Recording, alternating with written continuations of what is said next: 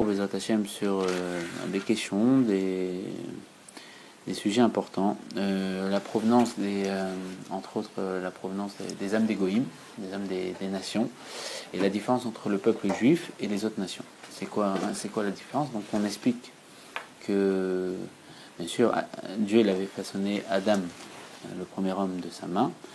Il avait façonné, bien sûr, en prenant tous les morceaux de terre de tous les quatre coins du monde. Pourquoi? Parce que comme sa descendance allait justement, comment ça s'appelle, on enterre une personne, donc pour pas que la terre rejette les enfants d'Adam Rishon, donc il a pris la modèle des quatre coins une des raisons, de tous les éléments de la terre, des quatre coins de la terre. Et bien sûr, on nous explique que à la base, Adam Rishon, c'est un homme, comme dit le Shla Kadosh, Adam El Alion, celui qui ressemble au lion, celui qui ressemble à Dieu. C'est un homme qui était à l'image de Dieu, donc qui comprenait au-dedans de lui, selon les écrits du Harizal, que des âmes divines. D'accord? Donc que des âmes juives. Et donc les âmes des Goïm sont venues, à quel moment? À cause de la faute du serpent. Le fait que la forme du serpent s'est introduit au-dedans de Adam Arishon, des âmes des autres nations. On expliquait que les autres nations ont que 3 niveaux de l'âme, donc, d'accord, et les juifs ont 5 niveaux de l'âme. Donc de façon clanique, de façon générale, c'est quoi la différence? C'est que les âmes non juifs ne sont que dans un état de conscience. Ils ne maîtrisent que la conscience, d'accord? L'état de conscience, c'est croire qu'ils existent et que c'est eux qui dirigent leur vie. L'âme juive peut concevoir qu'elle n'existe pas. Elle peut maîtriser son inconscient. Vous savez, dans notre être, on a les parties conscientes de notre être, c'est quoi? J'ai pensé, j'ai bu, j'ai fait, j'ai réalisé, ma mémoire qui est sélective aussi. Mais il y a l'inconscient. L'inconscient, c'est la mémoire qui n'est pas sélective, qui a tout enregistré, les moindres détails, tout ce que j'ai vu, toutes les images, comme un ordinateur d'une performance incroyable au point qu'il a tout ce qu'il a vu. Nous, on est comme un ordinateur, si vous voulez, dans une façon de voir, tellement performant. On parle de l'inconscient, là, qui a tout retenu, les moindres faits et gestes, tout. Pas simplement cette vie, mais toutes nos vies passées depuis Adam Arishon. Il a conscience, cet inconscient, d'accord? Ça va? Que depuis qu'il provient de Dieu, et comment de Dieu il est devenu un homme, Adam Arishon, et comment il a eu plusieurs vies, tout ça, la mémoire, elle existe. Il y a une mémoire comme ça, d'accord? C'est plusieurs degrés du niveau de l'inconscient. Ça, le juif, il peut l'avoir de façon dévoilée, et c'est pour ça que les sages, quand on fait Torah Mizot, petit à petit, on dévoile notre inconscient, d'accord? C'est même une des raisons pourquoi le Harizal, il dévoilait toute la Kabbalah. Il expliquait qu'il dévoilait toute la Kabbalah que pour expliquer à une personne ses vies passées, pour qu'il comprenne pourquoi il est venu en réparation, pour pas qu'il se loupe. Le Harizal, c'est comme ça. Il expliquait tous les secrets de la Torah, il lui dit voilà, toi t'es venu, t'étais dans telle vie, il s'est passé ça, voilà. Aujourd'hui t'es pauvre, par exemple, parce que dans une ancienne vie, t'as été riche et que t'as pas bien donné de tzedaka, donc fais attention, dans cette vie, tu dois donner bien de tzedaka malgré que t'es pauvre. Et là, tu vas réparer, tu vas attendre au paradis que Mashiach vienne, ou tu vas peut-être déclencher que Mashiach vienne, et voilà.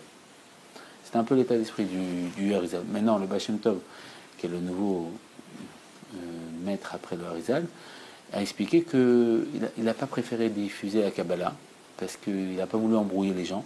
Parce que le problème, quand on diffuse, et ça peut dire qu'il ne faut pas étudier, hein, et c'est-à-dire quand on expliquait la Kabbalah aux gens, le problème c'est qu'ils commençaient à se souvenir et débloquer leur inconscient, et se souvenaient qu'ils étaient, je sais pas, duchesse dans tel pays, dans telle ville, ils commencent à se souvenir tous les langues qu'ils ont passées, et c'est pas évident à porter.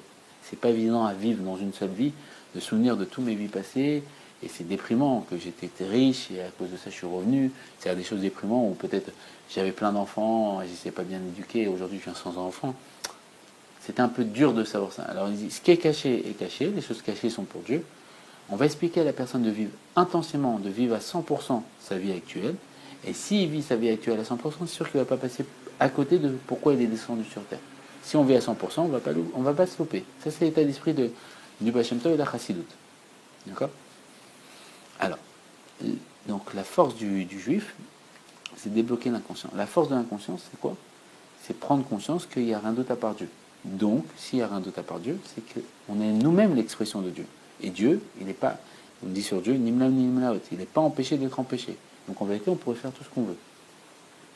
Voler, se téléporter, tout ça, il n'y a pas de problème. Et ça, c'est à force de Torah Mitzvot. C'est comme un réseau, d'accord, qu'on peut capter. D'accord, il y a plusieurs niveaux dans le réseau. On peut capter et atteindre des niveaux de plus en plus élevés. Et ça, c'est les tzadikim qui le font. C'est pour ça que quand on va voir un tzadik comme le Rabbi Baba Saleh, il nous fait des choses extraordinaires. On a entendu l'histoire de Baba Saleh qui a pris un handicapé et un handicapé était devant lui. Il a dit lève-toi, il s'est mis à lever, il était plus handicapé. Baba Saleh, il servait une bouteille d'alcool et il avait caché la bouteille et il servait à des milliers de personnes. Il a dit à une personne, je donne comme exemple Baba Saleh pour pas dire tout le temps le Rabbi, mais il a dit à une personne, une fois il roulait en voiture avec une personne, la personne a dit j'ai plus d'essence, je dois aller vers un point. Il a dit non, qui a dit que tu as besoin? Vas-y, roule. Il a fait confiance à Baba Saleh, il a roulé pendant des heures et des heures sans avoir d'essence. Pour vous expliquer, bon, ça c'est les tzadikim. Ils peuvent tout faire, ils n'ont pas de problème en quoi que ce soit. Parce qu'en vérité, ils sont plus dans le niveau de la conscience, ils sont dans le niveau de l'inconscient. Et l'inconscient eux-mêmes, c'est une partie de Dieu, et Dieu peut tout faire. Il y a marqué que Dieu, à tout moment, Tamim Maaseh Bereshit, il recrée le monde. Donc selon leur volonté, il recrée le monde. Une fois Baba Saleh, je ne sais pas pourquoi j'ai pris beaucoup Baba Saleh, il devait faire la prière sur la lune, il y avait des nuages, il a pris un mouchoir, il a enlevé les nuages avec le mouchoir, comme ça, en secouant. Bon, le Rabbi, il y a plein d'histoires aussi comme ça. Voilà. Pour vous donner, ça c'est tzadikim, parce que c'est l'inconscient. Ils prennent conscience qu'ils sont Dieu, et c'est Dieu qui vit dans un monde matériel et qui peut transcender les limites du monde. Voilà. Les non-juifs ont que 3 niveaux de l'âme. On va peut-être faire la présentation de ces niveaux. Alors, les 3 niveaux de l'âme générales que tout le monde a, c'est incontesté, ça s'appelle Nefesh, Ruach, Neshama. Nefesh, Ruach, Neshama, c'est quoi? Nefesh, on va aborder. Nefesh, c'est la force d'action. C'est-à-dire que quand je claque des doigts, ça vient du Nefesh. Le fait de bouger ma main, c'est le Nefesh, c'est la force d'action. D'accord? Les âmes qui vont être plus, vous savez, chaque âme est dosée d'un niveau en plus que l'autre. D'accord? Les âmes qui sont liées au Nefesh, c'est des gens artisans, manuels, sportifs. Ça s'appelle Nefesh. D'accord? Ça ne veut pas dire qu'ils n'ont pas les autres niveaux, ils les ont, mais ils ont plus de doses de Nefesh. D'accord? Après, il y a Ruach. Ruach, c'est comme le cœur, c'est les sentiments. D'accord? Ruach, ça va être plus des artistes, des chanteurs, des musiciens, des compositeurs, tout ça, des peintres. Ça, c'est plus Ruach. D'accord? Tout le monde a. Et Neshama, c'est l'intellect. Neshama, donc Ruach, le cœur. Nefesh, la force d'action. Et Neshama, l'intellect, c'est quoi Neshama? Attends, viens, je te donne ça. La petite, mais c'est pas grave. Parce que j'ai donné votre œil. Neshama, c'est l'intellect. C'est l'intellect, la force intellectuelle. Donc les personnes qui sont plus dosées de Neshama, scientifiques, philosophes, voilà. Vous voyez un peu comment c'est. Après, chez les juifs, ça c'est commun à toute l'humanité. Chez les juifs, et ce niveau-là, il est appelé animal. Parce qu'il est enfermé il est enfermé sur lui-même. C'est-à-dire que eux, ils naissent avec des sentiments naturels. Et ces sentiments naturels, ils ne peuvent pas les modifier. Voilà. C'est-à-dire qu'ils naissent avec des pulsions, et ils auront toujours du mal à faire en sorte d'enlever ces émotions naturelles. Donc ils seront prédestinés à des choses. Voilà, ça s'appelle le mazal. Le mazal. On a une vie, tout est marqué, c'est comme ça. Nos ailes, c'est comme ça, ils sont influencés, c'est comme ça. Le juif a une particularité, il a 2 niveaux supérieurs. Ces 2 niveaux, ça s'appelle l'inconscient, l'âme divine. D'accord? Qui peut libérer le conscient. Ça s'appelle sortir d'Égypte. Sortir d'Égypte, il y a marqué que chaque jour, dans le Tanya Mem Zaïn 47, que chaque jour, on doit se considérer comme sortir d'Égypte, et chaque jour, on doit sortir d'Égypte. C'est quoi? Égypte, en hébreu, ça vient du terme mitzarim, les limites. Mitzarim, c'est-à-dire on peut se délimiter. Limiter de quoi? De la conscience d'être limité. D'accord? De ne pas pouvoir traverser les murs, de ne pas pouvoir faire ceci, cela. Et ça, c'est l'âme divine qui peut le faire. Et l'âme divine représente Moshe Rabbeinu. Moshe Rabbeinu qui est venu nous sortir d'Égypte. Donc Moshe Rabbeinu qui est notre inconscient peut nous sortir de l'Égypte dans laquelle on est. D'accord? Et du pharaon, ça représente notre conscience. De croire la conscience du monde qui nous dit non, t'es limité, t'es comme tout le monde. Voilà. C'est un peu et il vient nous libérer. Voilà. C'est un peu le système. C'est un peu le dessin de la Torah. Et pour ce fait, il a 2 niveaux pour nous libérer. Il s'appelle Chaya et Yechida. Chaya, c'est quoi comme niveau? Ça s'apparente à l'intuition naturelle comme ça, et c'est le fait, vous savez, le peuple juif était appelé croyant, fils de croyant. C'est le fait qu'un juif peut accepter des choses complètement illogiques. C'est-à-dire, exemple, mettre des boîtes carrées sur lui-même, des tefilines, avec des lanières, il les met, il comprend. C'est incompréhensible, sincèrement. Je mets des boîtes carrées, avec un parchemin sur le bras, 4 parchemins sur la tête, marquer des passages de Torah, mais quel rapport? Et ça fait en sorte que ma tête dirige le cœur. C'est incompréhensible. On ne peut pas expliquer, c'est quelque chose de logique. C'est pas logique, c'est au-dessus de la raison. C'est la foi qui fait en sorte qu'on fait ça. Shabbat, tu n'as pas le droit d'éteindre la lumière. Mais pourquoi Shabbat, un samedi, et pourquoi pas un vendredi? Mais c'est quoi le problème? Pourquoi à Paris c'est telle heure, et pourquoi à New York on a encore... Mais je n'arrive pas à comprendre. Shabbat, c'est chayav karet, tu es condamné à la peine de karet, et tu touches à l'interrupteur. Mais c'est n'importe quoi, je n'arrive pas à comprendre.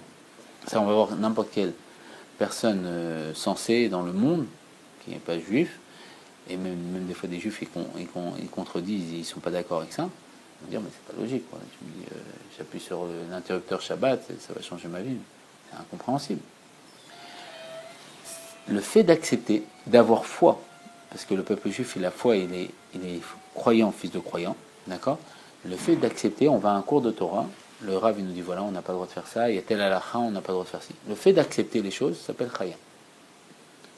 Dans tous les cas, les juifs, on va dire qu'ils acceptent. Il y a plein de juifs qui vont aller dans les cours de Torah, on va leur expliquer les choses. Il faut faire Shabbat. Oui, je sais qu'il faut faire. Ils ont foi qu'il faut faire Shabbat, ils ont foi que c'est vrai, ils ont foi que c'est donné par Dieu, ils ont foi que c'est quelque chose de positif, mais malgré tout, ils ne font pas. Ça existe, c'est le potentiel. On apprend qu'il faut mettre les tzitzit, on ne les met pas. On apprend qu'il faut mettre les tefilines, on ne les met pas. Mais on sait que c'est bien. Vous voyez ce système-là? D'accord. Alors que c'est incompréhensible. Ça va expliquer les tefilines, les tzitzit. Tout ça, c'est pas logique. C'est pas quelque chose d'intellectuellement logique. On l'habille dans quelque chose de logique. Mais c'est pas. Voilà. Il y a des chokim. Mais c'est profitable. Un juif va sentir que c'est profitable parce qu'il a foi en Dieu, il a foi en la Torah. Mais un non-juif, tu vas le voir, tu lui dis, bon, tu sais quoi, il faut mettre des boîtes carrées. Il va dire, mais c'est un fou. C'est n'importe qui. On va prendre un ustensile, je donne un exemple, un ustensile propre, on va le mettre dans un mikvé sale, parce que des fois ils ne sont pas très propres. C'est un exemple, ça va le purifier. Dis-moi, tu vas le laver, mais pourquoi tu veux le purifier? Il est propre. Que des choses comme ça qui sont c'est pas trop logique tout ce qu'on fait. Hein? Oui, on apprend, on donne une raison. Je comprends, mais c'est pas. On donne une raison intellectuelle à la chose. Je comprends, mais à la base, c'est logique. C'est pas quelque chose de logique. On donne une raison intellectuelle. Tu as raison. Mais il y a des choukim de la Torah. Il y a des décrets de la Torah qui sont incompréhensibles. La vache rousse. Elle a appelé le chok par lui-même. La vache rousse, on va prendre une vache, on va la brûler, et celui qui est pur, il va rendre impur, il va devenir impur, et ceux qui sont impurs, ils vont devenir purs, il va leur jeter les cendres avec de l'eau. Mais c'est quoi ces folies? Tu vois, après, bien sûr, on nous a expliqué c'est quoi, mais c'est des choses. Ouais, un peu tiré par les cheveux, on va dire comme ça. Alors, il y a des chokim qui ne sont pas explicables, mais dans les secrets de la Torah, grâce à Dieu, on donne toujours des explications. Le lin et la laine, oui, bien sûr, le lin et la laine, c'est le chesed de la gvura. Le chesed de la gvura, c'est comme la viande et le lait. Le chesed, la générosité et la rigueur, on n'a pas le droit de les mélanger ici. Parce que ça fait comme une explosion. Le seul qui peut mélanger le chesed et la gvura, c'est Dieu, parce que Dieu, il a appelé Nosé Afachim. Mais comme Dieu, il a voulu résider Betartonim au plus bas, c'est quoi Dieu? Le fait qu'il veut rester en plus bas, c'est que lui, à la base, Dieu, il a appelé Nosé Afachim, celui qui mélange toutes choses, qui réunit toutes choses. C'est-à-dire que, et on explique, c'est un Tanya qui explique comme ça, que devant lui, l'ange Michael et l'ange Gabriel, l'ange Michael et Gabriel, on explique que l'ange Michael, c'est l'ange de l'eau, de la générosité, l'ange Gabriel, c'est l'ange du feu. Et c'est deux antagonistes. C'est-à-dire que tu mets de l'eau et du feu ensemble, ça ne peut pas coexister. Mais devant Dieu, il y a marqué qu'ils coexistent. Pour une petite explication, l'ange Michael, il a une tête en lion, un corps en air. L'ange Gabriel, il a une tête en bœuf et un corps en feu. Et ils mesurent juste leurs pieds plus de 515 ans. Parce qu'il y a marqué que les pieds des anges, ils traversent les cieux. Mais ça veut dire, normalement, on ne peut pas les... Mais devant Dieu, parce que Dieu, il a paix Shalom, un des noms de Dieu, c'est Shalom, la paix. La paix, c'est d'être tellement élevé qu'on peut tout unifier. La paix, c'est d'unifier les choses. Voilà. Et Dieu, il a appelé Nosé Afarim, celui qui mélange les contraires. Donc devant Dieu, tout est unifié. Il n'y a pas un qui est divisé de l'autre. Parce qu'en vérité, enon milvado. Donc il n'y a rien d'autre à part Dieu. Donc s'il n'y a rien d'autre à part Dieu, même l'eau et le feu, c'est Dieu. Et Dieu peut faire en sorte que ça coexiste. Il peut recréer les choses. Alors il a voulu résider tartonim au plus bas. Et dans ce plus bas, il a mis, pour pouvoir résider dans un niveau bas, c'est quoi le niveau bas pour Dieu? C'est faire en sorte que les choses soient dissociées. Qu'il y a le feu d'un côté, l'eau d'un côté, qui ne se réunit pas. Vous voyez ou pas? Qu'on ne peut pas unifier. Donc, nous-mêmes qui devons faire résider Dieu en bas, on ne doit pas mélanger le haut, des choses que Dieu a demandé à ce que ça soit séparé. Le chesed, la générosité, l'eau, la rigueur, la gvura, ne doivent pas être unifiés. Vous voyez ou pas? Donc, on a une interdiction parce que tous les éléments qui proviennent de la générosité et de la rigueur, on ne doit pas les unifier. Donc, la viande, ça provient de la rigueur. Le lait provient de la générosité. Donc, on n'a pas le droit de manger du lait et de la viande selon un délai, le temps de digérer. C'est pour ça qu'on peut manger du lait pendant 1 heure et après de la viande. Et la viande, il faut attendre 6 heures. Voilà, c'est une des raisons. Et le lin et la laine, c'est pareil. La laine, c'est la générosité et le lin, c'est la rigueur. Ouais. C'est le système. Voilà comment ça fonctionne. Alors, prochain, on va récupérer ça. Pourquoi tout kibba? Ah, j'ai 2, parce que le rabbi, il faisait pas Arba Hamot 4. Il faisait pas Arba Hamot 2 mètres. 2 mètres sans 2 couvre-chefs. Et comme moi je suis pas le rabbi, j'ai pas tout le temps le chapeau sur moi, moi j'ai 2 kippotes. Mais on dit qu'il y en a qui tiennent que le fait que la kippa elle est comme ça, il y a 2 couvertures. C'est pour ça qu'il n'y a pas 2 couvertures. C'est la halakha d'abord ça. Il y en a qui permettent. Désolé, celle-là, celle-là, pour la pluie. elle est très light. Elle est pour les cours du. Elle est pour ça coule comme ça. Elle est pour les cours du lundi pour que tu restes assis, celle-là. Voilà, c'est ça. C'est le parachute. Alors, bon, là, ça va tout ça, on a expliqué tout ça. Alors, on reprend. On a expliqué la différence entre le juif et le non-juif. Voilà. Le juif, le non-juif est enfermé dans un état de conscience d'exister. Il croit qu'il existe. Il croit que c'est lui qui parle, il croit que c'est lui qui pense, il croit que c'est lui qui agit, il croit qu'il a du mérite, il croit tout ça. Le non-juif, ça c'est le non-juif. Le juif prend conscience que tout est Dieu, et le fait qu'il prend conscience que tout est Dieu, petit à petit, il va sortir de sa limite jusqu'à pouvoir dévoiler Dieu à travers lui. Et Dieu, à ce moment-là, il peut tout faire, il peut transcender la nature, il peut, voilà, tout ce qu'il imagine dans sa tête, il peut le réaliser. Alors, je vous ai dit qu'il y a plusieurs réseaux pour capter ça. D'accord, des réseaux. C'est des réseaux de proximité avec Dieu. C'est-à-dire que Dieu, c'est pas géographique, c'est pas quelque chose où nous, on imagine comme ça les mondes spirituels, tout ça, c'est quelque chose de haut. Non, c'est pas haut comme ça. C'est des dimensions qui vivent avec nous, qui sont là, comme un réseau qu'on peut débloquer aujourd'hui. D'accord? Il y a des réseaux de proximité qu'on peut débloquer, où on voit que le monde est beaucoup plus élevé dans la densité qu'on a aujourd'hui. C'est-à-dire que ce monde spirituellement dans lequel on vit, matériellement, il y a marqué là-bas que chaque être humain mesure un tiers de la planète. C'est-à-dire que nous trois, on mesure une planète entière. Donc c'est un monde beaucoup plus élevé dans la densité. D'accord? Après, vous avez un réseau encore plus élevé, c'est le réseau de la parole.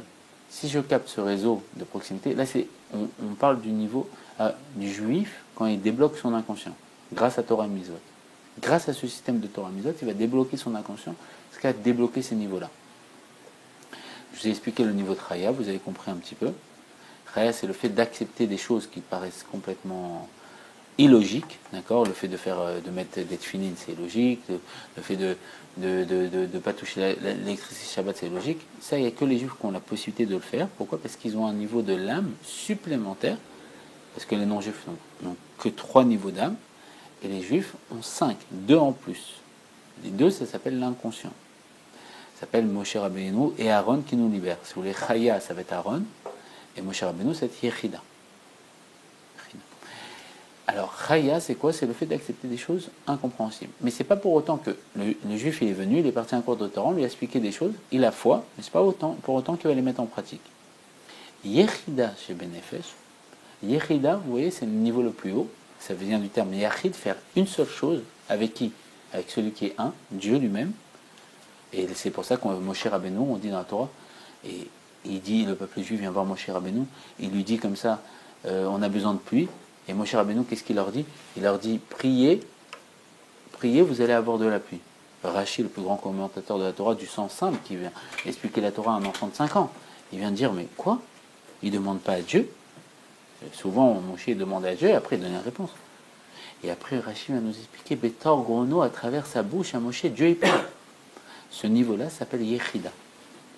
Le fait de faire une seule chose avec Dieu, au point que Dieu il parle à travers nous. Et Yechida, vous voyez, ça s'appelle Yechida chez Banefesh. Pourquoi? Chez Banefesh, on a dit que Nefesh c'est le dernier niveau, le niveau le plus bas. Le Yachid, Dieu il se dévoile au plus bas et Dieu il a voulu résider Betartonim au plus bas. Dans l'action concrète, Dieu il se dévoile. Et là, on fait résider Dieu à travers nous et on dévoile le Moshe qui est dans notre âme, et donc on dévoile le Mashiach dans notre âme, notre délivrance personnelle. Et Yechida, c'est le fait que quand j'ai pris conscience d'une chose dans la Torah, je ne peux pas ne pas la réaliser. Donc on a tous dévoilé un niveau de notre Yechida, c'est quand on a pris sur nous de mettre des tefilin, par exemple, on a dévoilé une Yechida chez Benefesh à travers les tefilin. Quand on a décidé de manger kasher, à ce moment-là, on est tzaddik dans ce niveau-là. Ça, c'est les...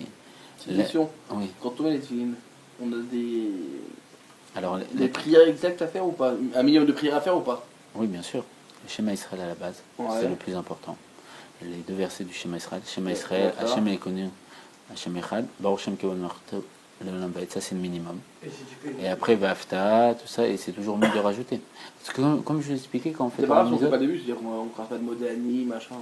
C'est mieux de faire Modéani. Modéani, c'est reconnaître. Tu sais, le rabbi, il avait dit comme ça, il avait beaucoup insisté de dire aux enfants que le bon Dieu, il laisse tout ce qu'il a à faire pour écouter le Modéani, les enfants le matin. Je ne sais pas si tu te rends compte, Dieu il laisse tout ce qu'il a à faire, et Dieu, il y a tous les anges, tout. Il laisse tout le monde pour toi. Alors, ce qui se passe, c'est qu'aujourd'hui, quand on est dans un état d'exil, dans ce monde... Ouais, moi, le matin, je fais quoi? Je fais juste schéma et basta. Parce qu'en fait, à la finale, en fait, à la des fois, je trouve ça banal. En vérité, alors si tu veux, peut-être je vais t'expliquer.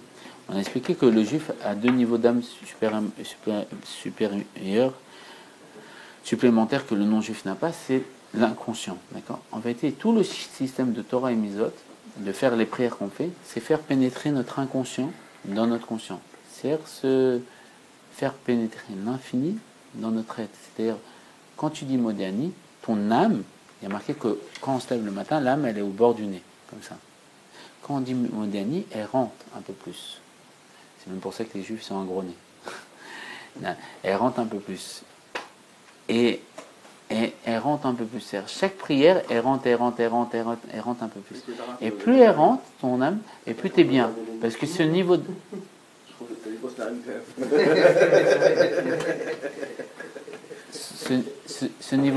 ce niveau d'âme qui rentre dedans de toi, c'est Dieu. C'est une partie de Dieu. Et Dieu, c'est la source du bien.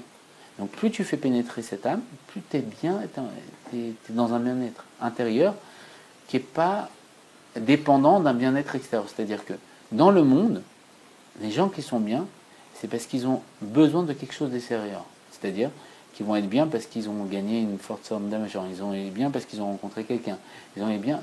C'est un besoin qui est dépendant de quelque chose d'extérieur. Ça s'appelle un plaisir, un plaisir mourkav, attaché à un autre élément. D'accord? C'est-à-dire quelqu'un qui aime un plat, son plat préféré, il va le manger. D'accord, il va être content, mais si tu resserres le même soir le même plat, il va être moins content. Le lendemain, il va être moins content. Pourquoi? Parce que le plat, il est limité. Donc à un moment, il va en avoir ras-le-bol. Et tous les plaisirs du monde sont limités. Mais il y a un plaisir essentiel, d'où on provient, ça s'appelle le plaisir pachout, un plaisir simple. Il n'a pas besoin de quelque chose d'extérieur. Ça t'enferme la personne dans une cave, il est aussi heureux qu'un autre qui a besoin de la plus belle plage. Et encore, lui, il est encore plus heureux parce que celui qui aime bien la plus belle plage sur le plus beau transat et tout, à un moment, il va avoir marre, il va se lever du transat, il va se baigner dans l'eau, il va en avoir marre. C'est-à-dire, tout le temps, il cherche. Il cherche le plaisir originel. Le plaisir originel, c'est être proche de Dieu. Comment tu es proche de Dieu? Tu fais pénétrer Dieu au-dedans de toi. Il va faire la pilate avant. Ouais. Non, c'est pas le Normalement, tu fais Modéani quand tu te lèves. Quand tu te lèves de ton lit, il ne doit pas y avoir un Kelly avec. Oui, exactement, un Neged va Je faire. me mets dans mon lit, le Kelly, les gars, ils vont le jeter sur moi. Bon. C'est trop dangereux, ça. C'est quoi? C'est pour le réveil du matin, ils peuvent me jeter comme ça. Non, mais c'est vrai, Non, alors, il faut que tu donnes à tes enfants de le faire, et du fait qu'ils vont le faire eux-mêmes, ils ne vont pas te le jeter sur toi. Tu sais, il y a une histoire comme ça Ça me rappelle une histoire du rabbi. Il doit être rempli à côté du lit. Ouais. Oui. Ouais, en fait, tu dois 3 pas, je crois. Tu dois pas faire plus de 3 pas pour récupérer ton. Ouais. Il doit avoir la bassine. Parce qu'en vérité, quand on Tu dois dort, faire 3 pas. Si tu dépasses 3 pas, c'est. quand on dort la nuit, l'âme elle quitte le corps, d'accord. Elle va à Hebron, là-bas il y a la porte du paradis. Elle va voir Abraham, Israël, Jacob, tout ça. Ils sont tous là-bas en train de dormir. Et après, elle passe dans le paradis inférieur ou supérieur en fonction de ce qu'elle a fait sur terre, ce qu'elle mérite comme récompense. Elle va vivre la vie qu'on a vécue de façon limitée, de façon illimitée. C'est-à-dire, si j'ai étudié un passage de la Torah avec Moshe, je peux taper au palais de Moshe et lui dire, s'il te plaît, Moshe, explique-moi la Torah avec ta compréhension à toi. D'accord. Il y a marqué qu'au Shabbat, si on a le mérite, on peut taper à la porte de Dieu, on étudie avec Dieu lui-même, si on a le mérite. Et quand elle revient, le problème, c'est que quand elle part, les forces d'impureté viennent dans le corps. Bon, c'est pas grave, hein, c'est pas la fin du monde, ça se passe tous les soirs. Et l'âme, quand elle pénètre dans le corps, parce que, comme on dit, le sommeil, c'est un 60e de la mort, elle repénètre, elle pousse ses forces d'impureté dans les mains. D'accord. C'est pour ça que dès qu'on se lève le matin, il ne faut pas se toucher. Il y a une impureté dans les mains. Alors, une des solutions que vous voulez... Ouais, il faut se laver les mains. C'est pour ça qu'on a le kélé au bord du lit. Mais une des solutions, si vous voulez, quand vous levez, il y a une heure après laquelle se lever, vous savez, ça s'appelle Chatzot Laïla. Chatzot Laïla, là-bas, si vous êtes couché après Chatzot Laïla, vous n'avez pas touché cette impureté. Mais malgré tout, quand on dort, il y a toujours une impureté. Mais l'impureté qu'on parle, c'est Chatzot Laïla, le milieu de la nuit. D'accord. Maintenant, si vous voulez une des solutions, si vous avez dormi, vous êtes réveillé, vous pouvez faire comme ça. Dans le lit, vous faites 3 fois, comme ça, avec vos mains, sur le drap. Ça va. C'est comme si c'est un bédi avad, c'est une possibilité de le faire, mais voilà, c'est pour les enfants. Mais bon, ça compte, ça va. C'est la limite. C'est comme celui qui met les twinines et qui fait Shema Israël et Baruch Shem Kevon Morton. C'est le minimum. Voilà, le minimum, c'est ça. 3 fois. Ouais, c'est mieux sur les draps que sur nous-mêmes, mais 3 fois, voilà. Et maintenant, l'idéal, c'est bien sûr quand on se lève de dire Modéani. Modéani, vous savez, la traduction littérale, Modéani, je reconnais les Fanecha devant toi, Melech Chai Vekaim, roi vivant pour de vrai, de façon concrète, Sherezartat, que tu as remis, mon âme, grande, avec miséricorde, grande et ma foi en toi. Ce qui se passe, c'est que le rabbi, il a dit que, comme je vous ai dit, mais une fois, le rabbi, il était avec son père, Rabbi Levi Israël, et il était petit, le rabbi. Et il a vu une maison où il y avait des barreaux aux fenêtres. Et le rabbi, il a demandé à son père, pourquoi il y a des barreaux dans cette maison? Et son père, Rabbi Levi Israël, il a dit, c'est pour empêcher les personnes de sortir. Et regardez comment le rabbi, il était tam, il était intègre, cette réponse qu'il a donnée à son père, il a dit, mais pourquoi on leur met, si on il faut faire, on pourrait faire quelque chose de mieux que de mettre des barreaux. Il a dit, on devrait ne pas leur mettre le Negel Vasser, c'est-à-dire le Kéli avec de l'eau au bord, avec la bassine au bord de leur lit, et si on leur met pas ce Kéli avec de l'eau, c'est sûr qu'ils vont pas pouvoir s'échapper. C'est pour lui, c'était impossible que quelqu'un se lève le matin sans faire Negel Vasser, c'est-à-dire sans se laver les mains. C'était le rabbi quand il était petit. Hein. C'est une histoire du rabbi quand il était petit. Pour lui, il était. J'avais essayé quand j'étais petit, mais. Alors maintenant, comme je vous ai dit, alors l'idéal, c'est de faire comme ça 3 fois. Aussi, malgré que vous avez fait 3 fois, si c'est le top, c'est au bord du lit, c'est faire Modéani avant, comme je vous ai dit, l'âme. Non, c'est vrai, c'est comme Dieu laisse tout ce qui. Je ne sais pas si vous réalisez. Dieu il laisse tout ce qu'il a à faire le matin pour que vous dites Modéani. Et vous êtes en train de faire toutes vos occupations, tout ça. Et Dieu, il attend. Il attend. Tous les anges, ils viennent le voir. Rabbi Shimon Bar Yochai, les plus grands sadikim, il les écoute pas. Il a dit, j'attends mon Modéani. Ce qui a marqué Bijvini Vrata Olam. Pour moi, le monde a été créé. Donc, dans cette dimension de monde qui est créé que pour moi, parce qu'il y a plusieurs mondes. Il y a le monde qui est créé que pour Alan, il y a le monde qui est créé que pour Michael. Chacun, on a un monde individuel où il est créé que pour nous. Dans ce monde-là, qui est notre monde, que Dieu l'a créé pour nous, par amour pour nous, parce que la source du bien, elle veut faire du bien, le plus grand bien que Dieu il peut faire, c'est nous mettre, c'est faire en sorte de nous mettre, d'être comme lui. Donc il a créé un monde que pour nous. Et dans ce monde-là, tous les anges, tous les plus grands tzadikim, ils attendent. Ils ne peuvent pas parler avec Dieu tant qu'on n'a pas dit Modéani. C'est incroyable quand on y pense. Mais c'est pour de vrai, c'est pas des blagues, c'est ce que la Torah explique, c'est ce que le rabbi dit. Alors nous on s'occupe des choses, et tous les anges et tout. En fait, Et tout le monde attend chacun qu'on dans son dise monde. Modiani. C'est incroyable. Et Dieu, il dit non, je ne parle pas tant que je m'occupe pas de rien, je laisse tout de côté tant qu'il m'a pas dit Modiani. Bon. Alors il faut essayer de dire Modiani le matin, c'est le principal. Et là, comme ça, l'âme pénètre encore plus dans le corps. Et voilà. Et après, si on peut se laver au bord du lit, c'est bien. Sinon, on fait que, comme je dis 3 fois, voilà. On marche 3 pas, on s'arrête. 3 pas, on fait dans la salle de bain ou voilà. Après, on se lave la bouche avant de faire les bénédictions du matin. L'idéal, c'est de les faire. Voilà, chaque bénédiction. Et comme ça, petit à petit, avec tout ce système, l'âme va pénétrer dans l'être et on en aura un plaisir pas shoot.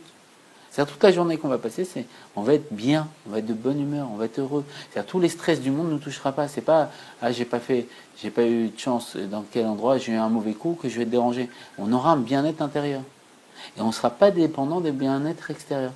C'est-à-dire c'est toujours bien de manger dans un bon restaurant et tout ça, on sera content, on va pas dire. Mais ça, même si je mange normalement, ça, je suis content. J'ai un bien-être intérieur, j'ai une proximité avec Dieu. Et j'ai un plaisir pas chaud, simple. Au-dessus. Je suis dans le monde et au-dessus du monde. Je suis dans le temps et au-dessus du temps. C'est ça, Torah et méthode. C'est faire pénétrer l'inconscient, et la conscience, c'est le plaisir pas chaud. Le plaisir simple. Parce qu'on vient du plaisir et on recherche le plaisir. Pourquoi les mains et pas le visage? Mais parce que j'ai expliqué, parce qu'il repousse dans les éléments des mains l'impureté. C'est dans les mains que ça passe. Parce que l'intellect n'est pas impur à la base. L'intellect, c'est positif. Les mains, c'est les sentiments. Les mains et les sentiments, regarde, le dessin des mains, c'est que je peux les lever plus haut que la tête. Donc ils ont une source qui vient plus haut que la tête, ça provient de l'inconscient. Et ils peuvent descendre plus bas. Et le plus bas, c'est toucher le parterre. Donc en vérité, quand l'âme a quitté les mains, ils sont descendus au plus bas. C'est pour ça que c'est le dessin des mains. C'est la tête qui dirige comme ça. Oui. Et l'eau, ça représente la tête. En Maïm et la Torah. L'eau, c'est la Torah. Et on va faire 3 fois. Parce que 3 fois, c'est 3 forces intellectuelles. Chorma binadat.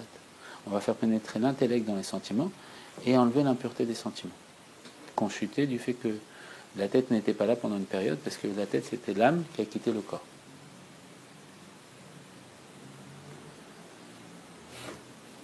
Ouais, c'était une bonne question, tu as raison, ça a à voir avec le sujet, c'est pour ça qu'il y a la réponse. Et t'as l'eau.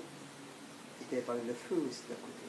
oui, le feu, tu vas pas heureusement que le bon Dieu ne nous a pas dit de te brûler les mains le matin, chalumeau, pour Non, mais pouvoir. d'accord. Tu veux le rendre. Mais pourquoi les deux ils font 50-50? Ouais. Ils font chacun leur part. Mais comme j'ai expliqué, dans ce monde, on ne les réunit pas.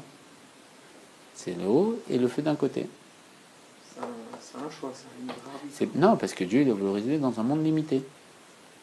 Parce que si il n'avait pas voulu résider dans un monde limité, ce serait un monde illimité. Et il n'y aurait pas de problème de manger du lait et de la viande ensemble.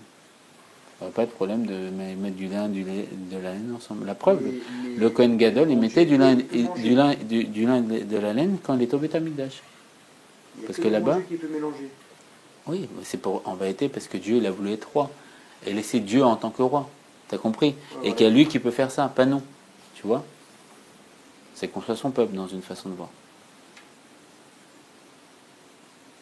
Alors, l'Etfinim. On va parler un peu du sujet des Tfinim. Alors, est-ce que vous voulez qu'on explique un peu près les Tfinim?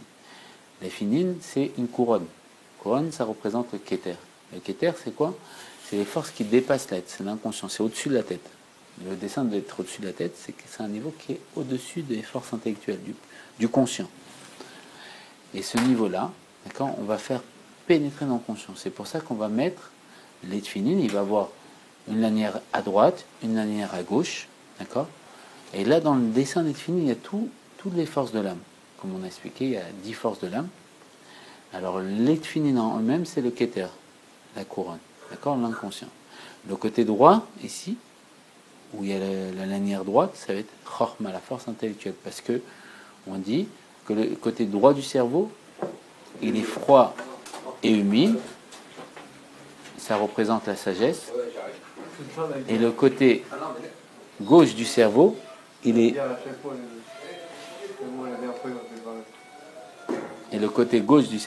chaud et sec, c'est bina. Donc la deuxième lanière des tefilines ici, c'est bina. Le petit tac derrière le petit dalet, c'est da'at. Et da'at, c'est la force de relier les deux. Le petit nœud derrière s'appelle Da'at. C'est pour ça qu'il est en forme de Dalet. C'est Da'at, c'est la force intellectuelle. Ah oui, c'est tout Al-Pikabala, selon les secrets de la Torah. Le côté de la lanière droite qui est plus longue que la lanière gauche, c'est le Chesed.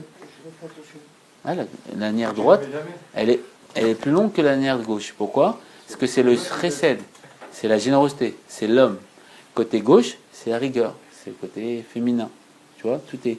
Maintenant, ça veut dire quoi qu'on a côté homme et femme alors? Alors, côté homme, c'est donner. Côté femme, c'est prendre, recevoir. Voilà, ça, on a compris. Homme, c'est mashpia, influencer. Féminin, c'est recevoir. C'est être mekabel. C'est 2 dimensions. Est-ce que tu l'as vu, Mika? Après, dans le bras, tu vas avoir encore les forces intellectuelles, parce que l'intellect va parler. C'est pour ça que dans le bras, quand on met le boîtier, encore le keter, on fait pénétrer la couronne dans les sentiments. Et là, il y a les 3 forces intellectuelles. On va faire un shin, chorma binadat, et après, on va faire 7 nœuds, les 7 forces émotionnelles. Pourquoi ils font des tests droite et gauche? Et pourquoi c'est pas Parce toujours universel? Parce qu'il y a des droitiers et il y a des gauchers. Mais quel rapport l'écriture, quel rapport? C'est le droit dans la Torah, c'est pas forcément la main droite. C'est la main qui est forte, la main chazaka, la main puissante.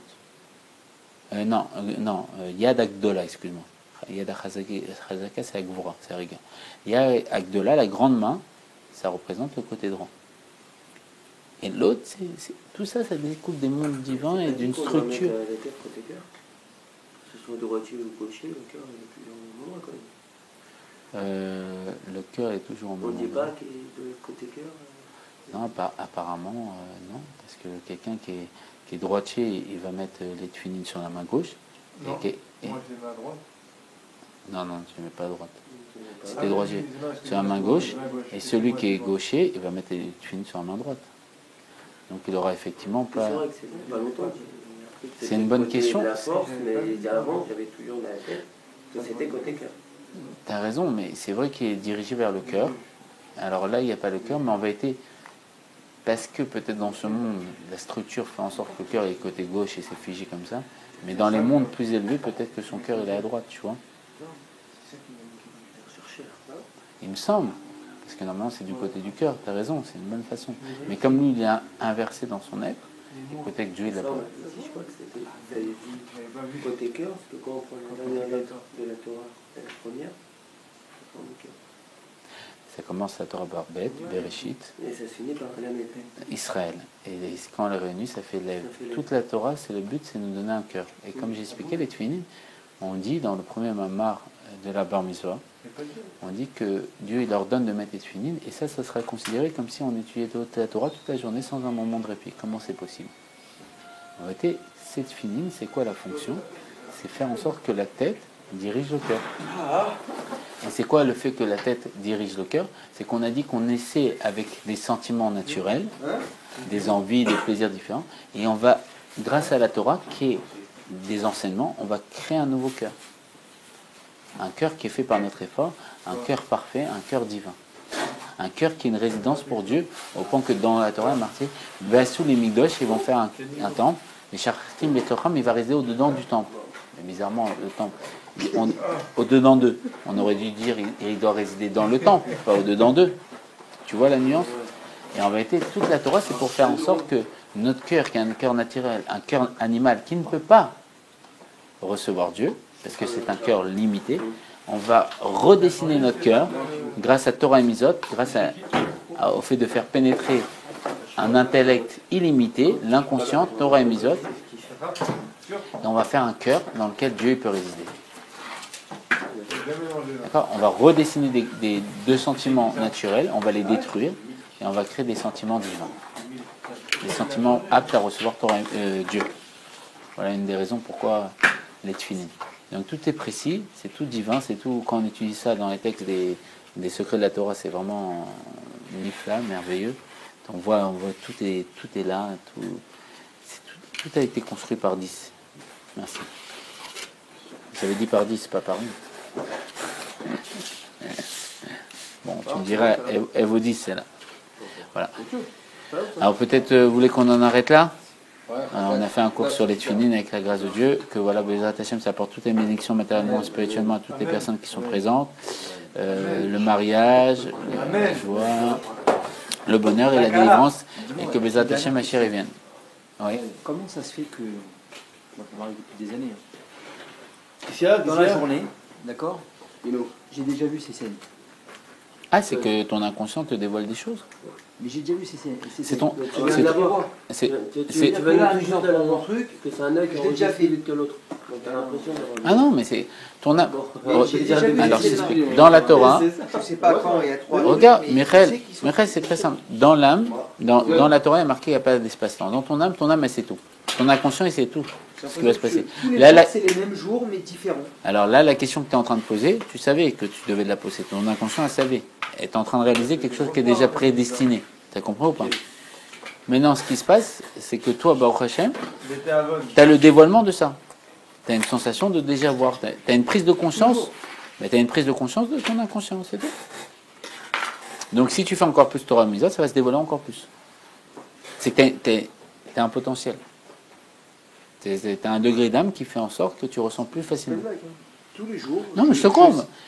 Mais moi, j'étudie ça. Je l'ai déjà vu il y a 3 semaines. Michael, 2 moi, tu me dis ça, ça me choque pas. Mais non, si tu dis à une personne. Si tu dis ça à l'asile, il t'en ferme. Voilà, tu comprends. C'est ma femme, elle se fout de ma gueule. Elle me dit, Ah non, non, t'as non. pas un problème, elle me dit. Non, c'est juste que J'ai un problème. Non, peut-être que ton. Je dis, bah non, depuis petit, j'ai ça. Peut-être que dans une ancienne vie, tu as débloqué le fait de voir à l'avance les choses, d'accord? Tu as débloqué dans ton ancienne vie, et tu as un héritage de ça plus facilement, et donc tu le reçois plus facilement. Mais le problème, c'est que quand tu pratiques pas bien comme il faut Torah et Mitzvot, tu bloques ça. C'est-à-dire que ça se trouve, tu peux avoir des visions beaucoup plus claires. Tu vois ce que je veux dire ou pas? Bah, si tu veux, intensifie plus Torah et Mitzvot, tu auras des visions plus claires. Ah, le longtemps. Ça depuis petit. Ça fait longtemps, là. Oui, mais c'est possible. Je te crois. Un jour, je vois ça défile comme ça que j'ai déjà vécu. Et voilà. Bon, les attachés qu'on dise tous au Rabbi, Echi a donné nos morines au Rameno, le chien en et qui se dévoile.